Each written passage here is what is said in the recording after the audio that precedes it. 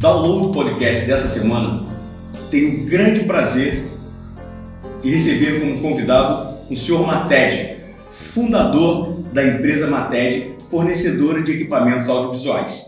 E para complementar a mesa, temos aqui o Bruno Mated. Grande prazer, Sr. Mated. Igual. Bruno. Prazer, Barato. Obrigado pelo convite. É uma satisfação muito grande, né, estar aqui hoje. Estamos no modo itinerante, né? Então, por esse bate-papo aqui sensacional, queria saber um pouco da sua trajetória. Conta pra gente como é que tudo começou na sua vida. Não dá para falar assim em 5 minutos. Com certeza. Tem um período grande que sempre me deu muito prazer. Eu costumo dizer para as pessoas que as coisas comigo deram certo exatamente porque eu acho tudo muito interessante. Eu faço o que eu gosto de fazer e tenho uma rede de amigos que sempre me prestigiam. Eu sou feliz. Que maravilha. Se isso é bastante, sou feliz, mas estou disposto para participar de outras conversas, independentemente do vínculo da matéria com o público em geral. Com certeza. Então, o senhor acha que um dos grandes segredos da vida é a gente fazer tudo com amor, né? Sem dúvida. Tudo com amor. Porque o amor te dá retorno. Você tem uma pessoa que você ama, você com certeza é sempre feliz quando vê essa pessoa. Isso, com certeza. Estou aqui e orgulhoso em dizer que eu recebi um convite de uma empresa que conhecia o Mated, mas queria ver o Mated publicamente. Estou e agradeço o convite, espero poder colaborar com certeza, mais vezes. Nós que agradecemos. Diz uma coisa, senhor Mated, como é que o audiovisual entrou na vida do senhor? Como é que foi a mola propulsora, né, para o senhor começar a produzir esses equipamentos todos, né, esses acessórios todos ligados à área de audiovisual? Olha, eu falei agora há pouco sobre gostar das coisas. Então, isso me dá alegria. Se você pensa que eu trabalho, não trabalho não. Cheguei aqui, eu vi a quantidade de equipamento que está aqui para fazer uma entrevista que eu não sei por quanto tempo, mas com certeza com muito prazer. Obrigado pelo convite e espero colaborar. Com certeza. Me diz uma coisa, senhor Mated, o senhor chegou aqui no Rio de Janeiro há muitos anos, tem quanto tempo? 1965. 1965. Cheguei no Rio de Janeiro.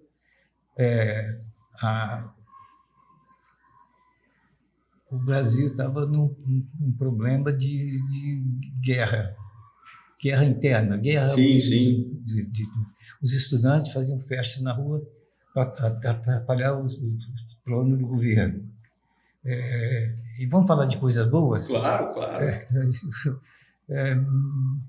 Me permite dizer que eu tenho muito prazer em colaborar com quem, por empresa particular, ou próprio pessoa particular que queira conhecer um pouco da história da Mated.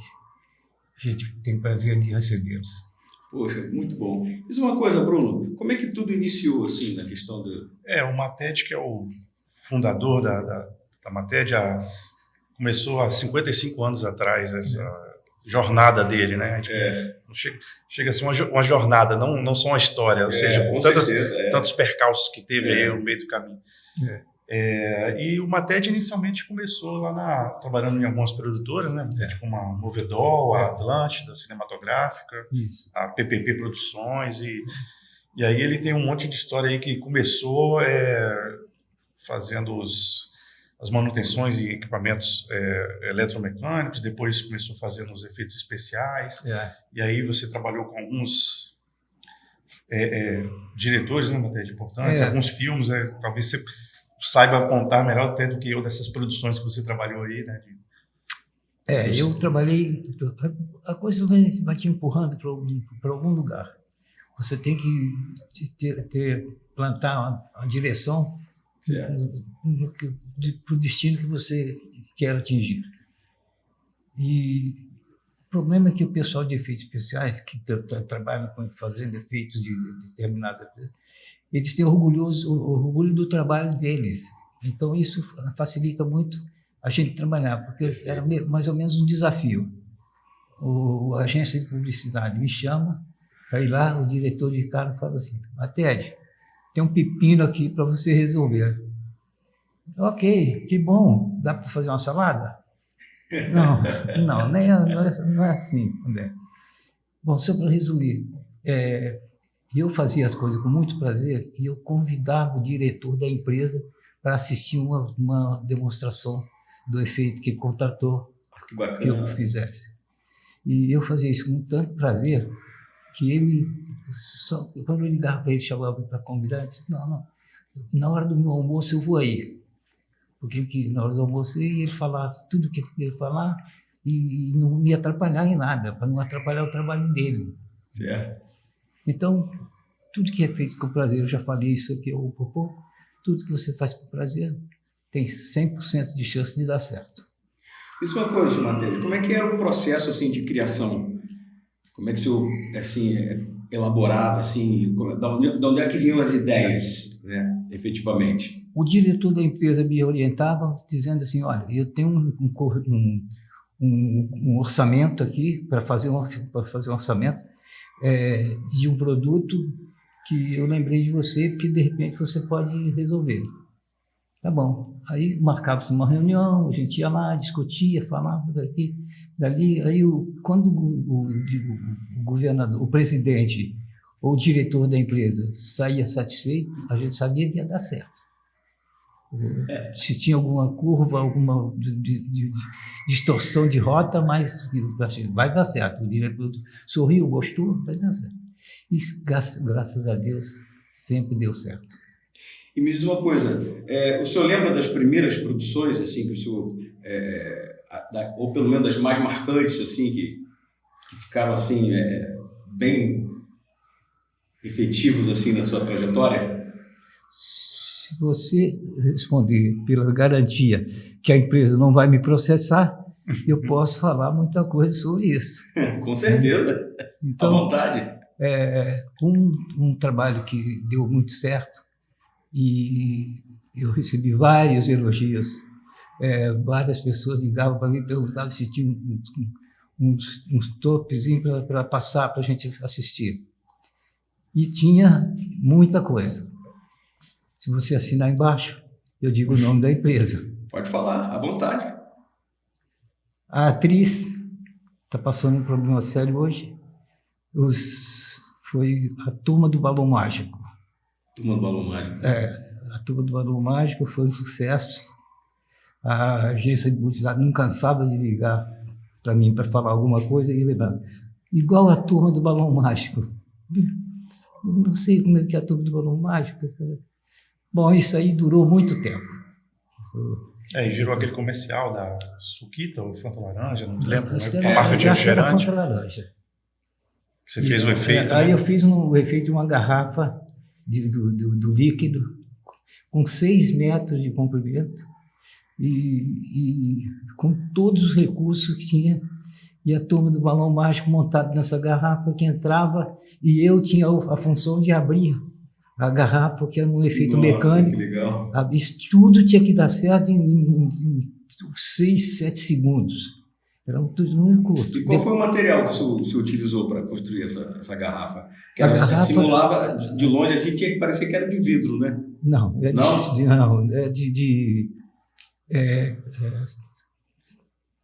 Na verdade, ela era em algum material que foi pintado daquele azul de croma e depois provavelmente, mesmo com menos recursos do que hoje, né, de edição, mas ela estava pintada na cor do azul de croma, que provavelmente fez algum efeito pós-produção depois, né, para deixar talvez na cor da garrafa original. Bacana. A garrafa vinha seccionada.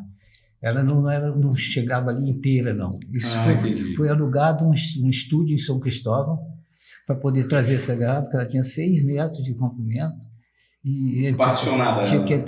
Aí chegava lá a equipe de montagem que eu tinha montado. A esposa do dono da publicidade, que hoje é o o cara que o Bruno faz os eventos dele anualmente, a esposa dele ficou impressionada com o movimento, o sincronismo do movimento, que era, na hora que fechava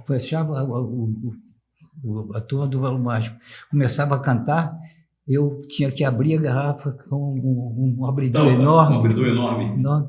E eu estou ali sentado do lado, ensaiando, e a esposa do Medina, ela ficou impressionada com tudo funcionava, dava certo. Nossa, que sensacional. Nós fizemos um circuito de 3 movimentos, 3 vezes abrir a garrafa, que podia não dar certo, então a gente tinha mais 2 para fazer. A primeira deu certo, mas aí a esposa do Medina pediu que eu repetisse. Aí tem algumas horas de montagem para você fazer tudo de novo, e cada vez que dava certo. Porra, era uma TED, porra, impressionante. Ele costumava me dizer que os efeitos especiais que ele fazia dificilmente dava errado, porque ele exaustivamente testava muito antes, né? Sim. Para justamente você costuma dizer que não ia por tentativa. Ele ia por exatidão, para chegar e funcionar. Ficava treinando antes. Muitas vezes as pessoas. Isso acontece no nosso dia a dia, né? Quando você chega e faz com perfeição alguma coisa da hora, você muitas vezes é desmerecido porque você fez muito rápido, ou com muita, mas na verdade ninguém sabe que o que existe por trás. O esforço, a dedicação. O esforço, o tempo que foi dedicado para conseguir fazer com rapidez e perfeição naquela hora. E é o que ele normalmente fazia. Nossa, sensacional. E um outro comercial assim que foi marcante? Esse foi da Suquita, né? Da Suquita. Tem aquele da IBM, tem o a tromba de elefante. Essa eu acho sensacional. Que a tromba de elefante, essa eu faço questão de falar. Essa eu usei até na meu trabalho de conclusão de curso da faculdade, que foi sobre o impacto dos efeitos especiais nos comerciais, nos filmes, para positivamente alavancar, né, vendas ou coisa assim na publicidade. E aí eu usei essa tromba, que deve ter mais de 30 anos, que foi num filme dos Trapalhões, Robin Hood, os Trapalhões, alguma coisa assim. E ainda está disponível no YouTube. Outro dia eu vi e mostrei para ele a cena lá do Mussum, que conta pra você como é que foi feito. Conta pra gente, Olha, eu não achava aquilo uma grande novidade. Tem uma coisa assim, de você olhar e ficar boca aberta. Eu não achava, mas as pessoas achavam. Entendeu? Então teve um garoto que precisava de um óculos lá na hora. Teve um garoto lá que fez questão de dar o óculos dele para fazer o teste que o diretor queria fazer lá na hora. Não queria esperar a agência de correr atrás, não. Queria fazer na hora. E eu deu muita sorte. Fez na hora, deu certo. Quebraram o óculos do garoto, propósito e tal, foi combinado quebrar o óculos do garoto. E ele pagou para a mãe do garoto o dinheiro para ela comprar outro óculos para o filho. E tudo dava certo. Parece que eu não sei porquê, mas tudo que eu faço dá certo. Mas essa da tromba de elefante, que eu vi lá, a complexidade, a textura, assim, enfim, muito perfeito, né? E ele fez com centenas de cabos de aço, né? Foi o quê? Foi numa determinada cena? Foi uma determinada cena que eu que vi mais recentemente, me lembro. Depois você explica como foi o processo de construção, que eu achei muito interessante, porque tem centenas de cabos de aço, como se fosse mexer cada músculo em tamanho real. Em escala praticamente real. E ele fez com tantos cabos de aço e alavancas para movimentar cada músculo ali daquela tromba, desde o bico da tromba do elefante, que mexia em um momento específico da cena, e a tromba toda em si, e tinha ainda uma cereja do bolo, que era esguichar água. Num determinado momento do filme, estava o Dedé e o Mussum ali conversando num circo, e só aparecia a tromba, e eles ficavam meio que brigando com raiva do elefante, que quando eles viravam de costas, o elefante mexia com eles lá. E aí, em um determinado momento, quando eles olharam assim, a tromba esguichou água na cara deles. Então tinha uma sequência de movimentos. E o senhor estava lá controlando, né? Controlando. E nós fomos fazer a tromba do elefante, ela tem cabelo, vamos dizer assim. Sim. Nós fomos a Teresópolis, com um cara lá que era especialista em fazer algum equipamento com cabelo. Fomos para Teresópolis, ligamos para o cara, marcamos para Teresópolis, chegou em Teresópolis. fomos trabalhar, pegar o material que ele fornecia lá. Sim. E bom, passamos o domingo. No domingo, da parte da tarde, eu cometi um erro muito grave, que o funcionário que estava ajudando a gente a botar o cabelo na tromba, Sim. ele era alcoólatra, ele estava em abstinência do alcoolismo, e eu não sabia. Aí eu chamei, fui lá, peguei um conhaque no botiquim, Deu um conhaque para ele. dei conhaque para ele e tomei um pouquinho do conhaque. E quando a mulher dele viu eu dando conhaque para ele, ela foi lá e falou: ele é alcoólatra, ele não pode beber. Você não sabia? Não sabia, não? Eu não sabia. Foi sem querer. Mas eu fiquei muito triste, e ela falou que ela ia tomar conta dele, porque ele obedeceu bem a sua determinação de não beber e não bebeu. Nossa, Mais um sucesso, né? que bacana, hein? Tem aquele da IBM também, que eu vi outro dia, que você me mostrou uma fita cassete ainda que ele tinha, que agora a gente Sei. passou para mídia digital da IBM, do gato lá, que você fazia um efeito Foi comercial. comercial. Como é que foi esse comercial? Conta pra gente. O gato só faltava falar com as letras, mas ele fazia tudo. Ele abria a tampa do computador. É um gato em tamanho real. Gato real. mesmo. Veio um cara de São Paulo para treinar o gato. Não é você pegar um gato qualquer, não. Um cara veio. Adestrador. Então peraí, só para eu entender aqui, não era um gato de pelúcia, era um gato verdadeiro. Gato verdadeiro. O seu efeito era fazer o computador, ele sai de dentro do computador. Ele sai de dentro do computador. Ele tinha que fazer o efeito de abrir o computador. E dar uma meada, assim. E foi um adestrador de São Paulo que veio, que trouxe o gato. Trouxe o gato e disse o que ele queria que preparasse para ele treinar o gato. Mas as coisas davam tão certo, né, que previa fazer assim 2 dias de treinamento do gato. Em um dia que foi feito, treinou, o gato fez a parte dele e deu tudo certo. Está no YouTube esse? Eu não sei se esse da IBM está no YouTube. O filme sim, né, dos Depois Trapalhões. Uma produção para poder disponibilizar isso daí, né, para os nossos telespectadores. Sim, é interessante. Vai ser bem bacana. A tromba do elefante com certeza está, é bem legal também.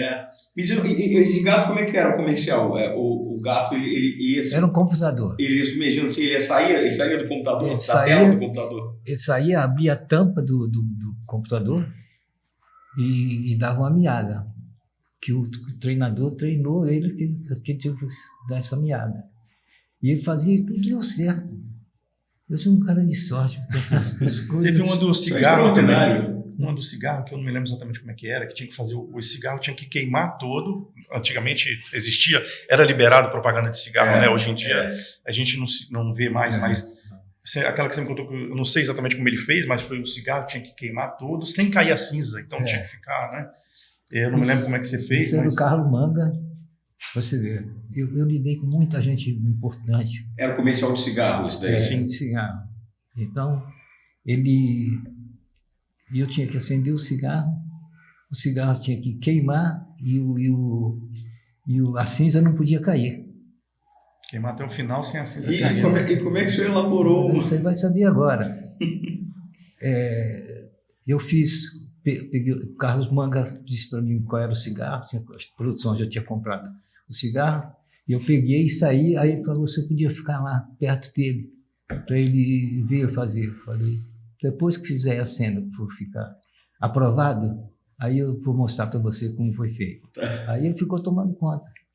Eu fui queimando e ele olhando o cigarro queimando, está queimando. E a cinza não caía, então ela começou a entortar. Aí ele falou, vai cair agora, vai cair. Não vai nada, não cai não, não cai não. E não caiu.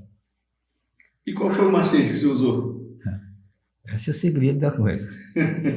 Eu peguei um fio de aço fino, muito fino, introduzi no cigarro, todo o comprimento do cigarro, e botei fogo aqui.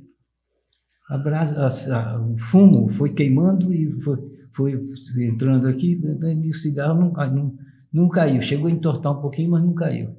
Aí eu quero saber o segredo disso aí. Aí fui lá, falei agora com o ajudante de produção, pega lá um cigarro, prepara para o Manga e dá para ele. Olha. Que coisa Tem umas, extraordinária. tem umas coisas que dá prazer. Antes de eu chamar o Bruno falou, ó, quero ir com você, se puder. Eu falei, claro que pode. Vamos. Pô, que coisa bacana. Cada história é sensacional. E me diz uma coisa, o senhor ficou fazendo assim esse trabalho, essas produções, né, de efeitos especiais durante quanto tempo assim?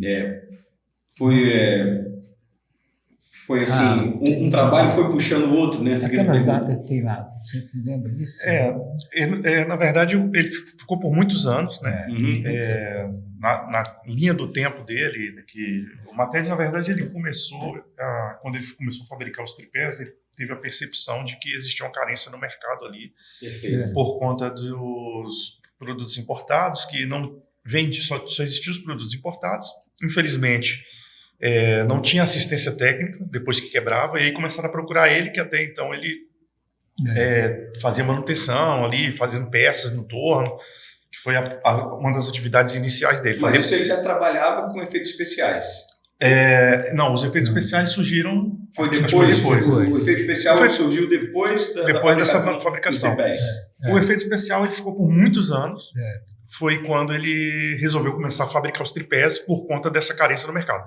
Infelizmente, toda história, por melhor que seja, tem um fim, né? Então, eu acho que quando ele parou, foi aquela história que você me conta sempre, que o Hans Donner, que essa é interessante também, te chamou no escritório dele, aí não me lembro exatamente qual foi a história, por que ele chamou lá para algum trabalho específico, que você conta para eles aquela história lá que o Hans Donner te chamou e você sacou que era a hora de parar, né? Ele me chamou e queria que eu fizesse para ele a montagem de um efeito especial que ia ter para um comercial que ele tinha, porque o cliente dele tinha fechado, e ele queria fazer, mas ele queria que eu fizesse para ele assistir fazer. Eu falei, bom, vou fazer, vai ser o último efeito especial meu. Aí preparei tudo, chamei ele para ver, ele ficou assistindo. A gente fez 2 vezes a repetição do evento, do movimento. Ele ficou assim o tempo todo. E fechou a cena. Eu falei, bom, está na hora de eu parar. Era um comercial também? Era um comercial. Era um comercial de... comercial do Hans Donner, que o cliente era do Hans Donner, não sei nem quem era o cliente, porque eu não me interessei muito em saber e ele não se interessou em me indicar. Falei, bom, vou parar por aqui. E parei, né? E, na verdade, depois desse comercial também, você viu que o Hans Donner, com toda a habilidade que ele tinha, já estava entrando na era do computador, né? Do computador fazer o trabalho pesado, né? E de muitas vezes não precisar muito do fator humano ali. Precisa, mas o Matede teve a percepção de que ele precisava se reinventar, porque o Hans Donner mostrou para ele ali algumas coisas que estavam sendo feitas no computador, de efeitos especiais no computador. Né? Novidade para a época. E aí ele, de forma muito inteligente, percebeu que os efeitos especiais feitos da forma que ele fazia, de forma mecânica, manualmente, poderia ter um fim com aqueles recursos que ele estava vendo no computador que o Hans Donner mostrou para ele. Então, eu acho que foi... ele virou essa chave. Da tecnologia. Quer dizer, então, a partir daí que o senhor começou então, a produzir os tripés. Eu cheguei a pensar o seguinte, alguém tem que fabricar tripé. O mercado esteve livre esse tempo todo, ninguém se manifestou. Está na hora de eu mostrar minha competência profissional. E eu fazia as coisas com tanta satisfação que tudo dava certo, com ligeira facilidade, mas tudo dava certo. O que mais me deixou, que eu também me envolvi profissionalmente, profissionalmente, sim, foi o negócio do elefante. O elefante foi porque... eles chegaram até levar a tromba do elefante para o Jardim Botânico, lá para o negócio dos animais, porque o cara falou, não, esse elefante vai ter que fazer movimento real lá no supermercado. E foi, o cara tentou, e o couro do elefante não obedeceu. Eles fizeram um movimento para dar uma espetada no elefante, para ele ter alguns movimentos. E aí, nesse período, eu fiz o movimento aqui, e o cara aceitou com o movimento do elefante se fosse vivo. Extraordinário, que bacana. Isso é uma coisa, Bruno, atualmente qual é o maior foco assim, da empresa? Então, a empresa atualmente tem 3 atividades, que a atividade inicial, que é a fabricação, que o Mated teve essa, como a gente falou, né, essa percepção de começar fabricando tripés, por conta dessa carência que existia no mercado, e depois foi ampliando para vários produtos, né, como Traveling com trilhos, teleprompter e centenas de outros produtos que a gente tem na linha. E aí começou com essa atividade de venda. Perfeito. A manutenção, na verdade, foi continuou, né, que foi a atividade principal, que deu esse gatilho para ele perceber que poderia produzir. Na realidade, então, foi um desdobramento, né, da manutenção. Da manutenção, uma vez que ele percebeu que não existia produto nacional com qualidade para atender o mercado. E aí todo mundo desse nosso segmento ficava refém de ter que fazer a importação. Quando quebrasse, ou comprava outro produto, ou quem ainda não conhecia ele tinha que comprar outro produto, ou quem ainda conhecia mandava os produtos para ele recebia tripés começou a receber tripés de todo o país, enfim. E aí fez segunda etapa foi essa fabricação e venda do produto com a marca própria Mated. E mais ou menos há uns 20 anos atrás, eu já estava com ele, estou com ele lá na Mated há 25 anos, mas há uns 20 anos atrás a gente iniciou a atividade de locação, que começou a ter muita procura também. O cara que não pode comprar, mas precisa de um produto para uma situação pontual, né? Ele quer para uma situação específica, o tripé no dia a dia atende, mas pegou uma produção maior e quer ter uma grua, um traveling, ou precisa de um teleprompter, fazer uma leitura, aí a gente teve essa ideia de vamos começar a alugar. E aí hoje em dia a gente está também com a locação, que acabou sendo, hoje, se tornou a nossa atividade principal. E essa locação, ela ocorre de que maneira? O cliente, ele entra em contato com você, ele mesmo pega o produto, ou vocês têm uma equipe que vai levar todo o equipamento, que vai montar? Como é que funciona isso? Dependendo do produto, obviamente que um tripé, falando de um extremo a outro, um tripé que é uma coisa simples, não precisa ter um acompanhamento técnico e tal, o cliente vai até lá, retira, ou a gente manda entregar, enfim, é mais simples. Alguns produtos um pouco mais técnicos e mais complexos, como, por exemplo, um Traveling com trilhos, que é aquele carrinho que o câmera senta e tem o trilho operado, que ainda tem um maquinista que faz um movimento e tal, muito utilizado em novelas ainda, em shows. Sim. O teleprompter também, que tem uma questão um pouco mais técnica de cabos e tal, de fazer a operação ali pelo computador, pelo tablet, iPad, remotamente, para a pessoa estar olhando para a câmera e estar lendo, né? Exato. Ou as gruas, a gente tem, a Mated hoje representa a Camate, que é uma empresa norte-americana que fabrica gruas consideradas as melhores gruas eletrônicas do mercado. Vocês fabricam gruas também? Nós fabricamos gruas da Mated. Eu falei para o Bruno que a gente precisava ir para a feira em Las Vegas para ver o produto, esse produto, a grua, que a gente queria conhecer, que a gente não conhecia. Então eu falei, Bruno, a gente vai ter, mas é caro, mas de repente fica barato. Vamos lá, se prepara aí, vamos para Las Vegas. Ver as novidades, né? Novidades. E aí passamos o dia todo dentro da feira, anotando coisas e tal, para depois a gente discutir. Então a gente tem que tomar alguma atitude ou deixar passar. Maravilha. Isso, aí no ano seguinte, de novo Las Vegas. Agora nós já estamos conhecendo bem os produtos que o mundo todo fabrica. Nós já estamos em intimidade com esse produto. Até para ter mais assim, outras ideias também, sim, né? Pontos de referência, né? Do que está sendo, né? sendo construído, utilizado. Sim, né? E em geral o que a gente vê nessas feiras até hoje que a gente participa. Durante muitos anos a gente participou como expositor em São Paulo, na Feira da Sete, Broadcast. Inclusive a Mated já recebeu premiações como empresa de destaque nessa feira, que tem participação de centenas de empresas do nosso segmento. E como expositor e como visitante, fomos em várias feiras, como em Las Vegas, que é a maior vitrine, acho que do meio audiovisual, a Feira de Las Vegas, a NAB, né, o NAB. e também tem uma feira em Amsterdã. Essas feiras são muito importantes para buscar novidades, né?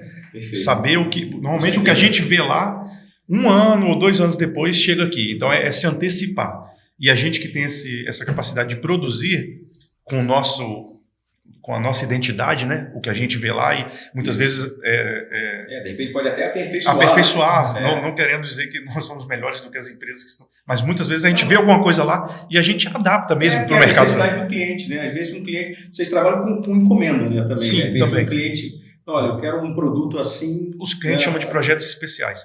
Mas só fazendo um link com o que você havia perguntado para depois voltar nesse ponto, então, aí na locação, quando é um produto um pouco mais complexo, como uma grua, que aluga para um show, uma novela, um comercial, um videoclipe, a gente manda com a equipe.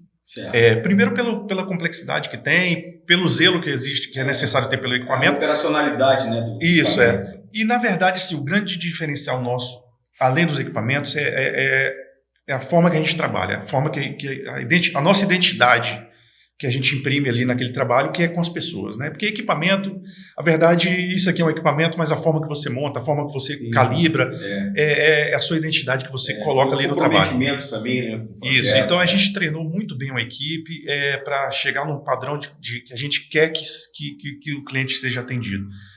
Desde as coisas mais simples, como a pontualidade, a postura no set e a parte operacional mesmo, né? Como a gente peneirou ali, conseguimos chegar num time muito bom para que, felizmente, a gente recebe muitos elogios. Certo. Me diz uma coisa, quanto tempo de antecedência, né, um cliente seria favorável para que ele entrasse em contato, né, para ele poder já agendar? Né? Quanto mais tempo, melhor, mas mas já teve assim, um mínimo. Sim, né? Uns 2 dias de antecedência, ou no mínimo. No mínimo 48 horas é o que a gente pede. Nos contratos que a gente tem, com TV Globo e outras empresas que a gente já teve contrato no passado, a gente sempre colocou que uma antecedência mínima de 48 horas é o ideal para se programar, escalar uma equipe e tal. Até para conseguir também as datas, né, favoráveis, né, por cada projeto. Por cada projeto. Mesma coisa, quem atualmente está fazendo o desenho dos projetos? Tem algum desenhista profissional? Como é que é essa questão? Os desenhos são feitos no SolidWorks, o AutoCAD, que é um programa a gente coloca ali as cotas de medida dos produtos, então a gente tem tudo isso catalogado. Quem faz esses desenhos? Normalmente a gente tem um desenhista mesmo, um cara que trabalha com esses programas de computador específicos. O projeto é uma TED. Eu queria saber, o croquis, né? Isso, o croquis é uma TED. A gente tem o suporte também a gente tem uma parceria já de muitos anos com o departamento de robótica da UFRJ, e que temos um engenheiro, né, o Vitor Romano, que trabalha conosco, é engenheiro mecânico, então ele também participa ali conosco discutindo o desenvolvimento dos produtos, né, qual o melhor material para usar. A gente tem aquele período de teste interno também, que é aquela coisa que a gente falou, né, de quando vê o produto pronto, não sabe quantas etapas passou, quantos erros a gente teve em tentativas para chegar num produto que a gente considerou não está satisfatório. É costumeiro, então, vocês realizarem assim, um projeto, aí vocês fazem primeiro um protótipo, né, aquilo ali, aí vão fazendo os testes, aí a partir daí vai vendo, precisa melhorar mais aqui, melhorar mais. E esse melhorar mais aqui e ali, porque uma coisa, a gente passa por muitos testes internos, e quando nós consideramos que está ok, e colocamos no mercado, aí existe o melhor termômetro que tem, que é o set de filmagem. É o padrão de qualidade, né? Exatamente. E o melhor termômetro que a gente tem, o melhor laboratório que a gente tem, é o set de filmagem. E a locação nos permite isso, porque a gente lida ali com centenas de situações diferentes no dia a dia. Centenas de clientes diferentes e ambientes diferentes. Uma coisa é no estúdio, outra coisa é no externo, outra coisa é numa praia. E aí esse produto que anteriormente foi desenvolvido ali na nossa fábrica, num ambiente controlado, quando a gente vai para a externa, a gente vê, não, a gente achou que estava bom, mas ainda tem que melhorar. E aí faz parte da evolução, né, do produto. Olha, o papo está muito bom, hein, Sumatege? Se eu queria falar alguma coisa para os nossos telespectadores, algumas considerações finais. Gostaria muito de falar muita coisa, mas... Fique à vontade. Eu não tenho medo de errar. Não, aqui não tem problema nenhum. Pode ficar à vontade. Estamos aqui entre amigos. Fica à vontade. Não, quando você encontrar o Bruno, fala com ele para assumir a empresa lá, que eu quero tirar uma semana de férias. Ah, tá certo. Uma semana é pouco tempo, né? Vou falar com ele. Não, porque se ele negar uma semana de férias, eu vou ter que mudar de gerente. E aí, Bruno, se o nosso público aí, os nossos telespectadores, eles precisarem entrar em contato, como é que faz para entrar em contato com a empresa? Bem, pode ser através das redes sociais, que nós temos o Facebook, temos o Instagram, que é o @mated.equipamentos, nosso Instagram. Ali é onde a gente mantém, seguindo o fluxo normal hoje das informações, que todo mundo busca as redes sociais. Tal. Exato. Então, no Instagram a gente mantém bem atualizado sobre os novos produtos, o set de filmagem, os bastidores. Então, a gente se vê os projetos que já foram realizados. Então, você vê o nosso produto, o que está no site, que é o www.mated, com 2 T's, mattedi.com.br. O que você vê no site, no Instagram você vê no set de filmagem. E-mail, meu e-mail é bruno@mated.com.br. Lá no Instagram tem o meu WhatsApp, pode falar direto comigo. A gente vai colocar, a produção vai colocar na descrição. Uhum. Olha, mais uma vez eu gostaria de agradecer a presença de vocês. Foi um prazer. Foi um grande prazer, imenso, né? Muitas histórias. Eu agradeço a sua gentileza também de atender a gente. Entendeu? Que o Bruno chegou para mim e falou, olha, está acontecendo isso. Eu falei, o negócio O podcast. Da gravação. Da empresa do Sebrae lá. Senac. Do Senac, eles foram gentis, eles já estavam namorando esse encontro há algum tempo, e eu estou sempre empurrando com a barriga, então, mas sempre sendo muito gentil com ele. E ele falou, será que agora dá? Vamos fazer um teste para ver. Aí ele mostrou a primeira coisa que eu achei interessante. Maravilha. Mostrei para o Bruno concordou, falou, a gente tem que dar uma arrumada aí e ver arrumar uma equipe para gravar isso. Ótimo. Aí ele mesmo falou, eu lá no estúdio do nosso amigo Diamantino. Um abraço para o Diamantino, agradecer aí a força. Pois é, Diamantino. Lembrando que nós estamos aqui no modo itinerante, mas, enfim, foi um grande prazer, tá? Nós agradecemos também, Barato, pelo convite e vamos depois acompanhar as outras entrevistas e foi bacana o bate-papo. Gostamos muito de mostrar um pouco aí, contar um pouco da história aí do Mated, da empresa. Obrigado pelo convite. Valeu, muito obrigado. Um grande abraço. Download o podcast. Todas as quintas-feiras, às 7 horas da noite. Inscreva-se no canal, compartilhe, ative o sininho para novas notificações. Download o podcast. Nos encontraremos aqui.